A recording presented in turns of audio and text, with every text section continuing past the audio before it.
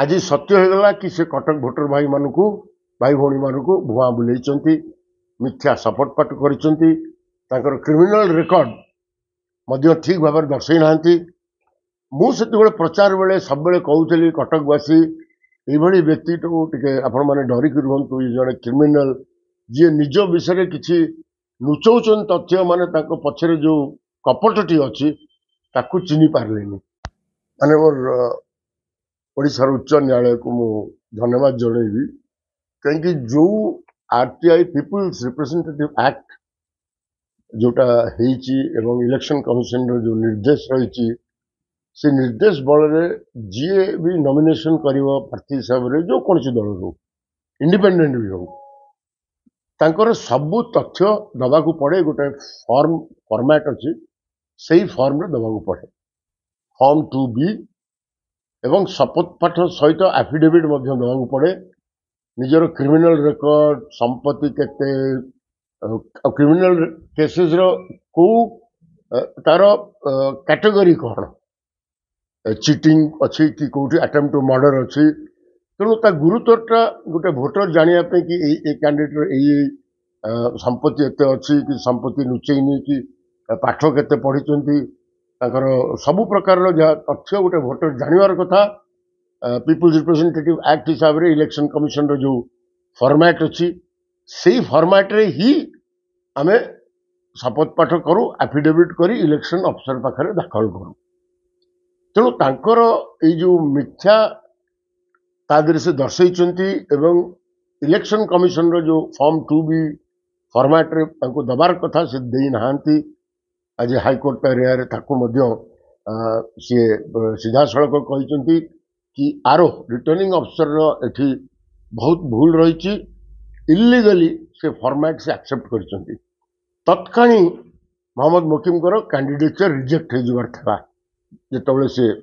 2019 से निर्वाचन लड़िया प्रार्थीपत्र दाखल करते आउ गोटे बड़ कथा हूँ आज सत्य होगा कि से कटक भोटर भाई मानू भाई भौणी मानू भुआ बुले मिथ्या सपोर्ट पाट कर क्रिमिनल रेकर्ड ठीक भाव दर्शई ना मुझे प्रचार बेले सब कहूली कटकवासी ये व्यक्ति टे आपण मैंने डरिक रुहतु जड़े क्रिमिनल जी निज विषय किसी लुचौन तथ्य माने पछरे जो कपटटी अच्छी चिन्ह पारे तेणु आज मोर कटक भोटर भाई भौणी मान अनुरोध कि जो दल कैंडिडेट को से भोट दबार दिंतु इंडिपेंडेंट को दिंतु किंतु आपण मानक भोटर मानक इलेक्शन कमिशन ऑफ इंडिया जो प्रकार नियम करी कि भोटर रो पसंद हिसाब रे कैंडिडेट को भोट से दवाई दल अलग किंतु क्रिमिनल बैकग्राउंड अच्छे कि नहीं संपत्ति को केते लुचई कि अन्य मान संपत्ति दखल कर सबू जिनस को देखिबार आवश्यक रही प्रत्येक भोटर सेपरी भूल आगामी दिन मानक न करंतु आज सत आगू को आसी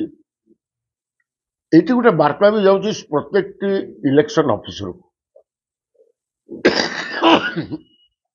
कि से माने सतर्क रहिबे एइबोली भाव में इलीगली जदि गोटे कैंडिडेट कायम रखिबे से माने भी दंडित हेबे